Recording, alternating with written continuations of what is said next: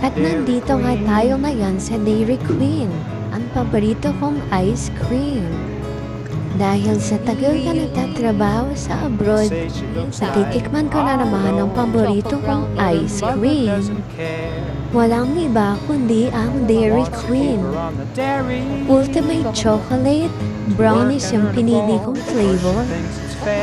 Gustong gusto ko talaga itong ice cream na to. Hindi lang creamy, kundi sticky pa. Given na yung pagiging sweet lover ko. Talagang binabalik-balikan ko to. O diba, napaka-sticky ng ice cream na to. Meron din silang ice cream cake. At wag nang magpatumpik-tumpik pa. Tikman na yung sticky ice cream Dairy Queen na yan. Choco brownie.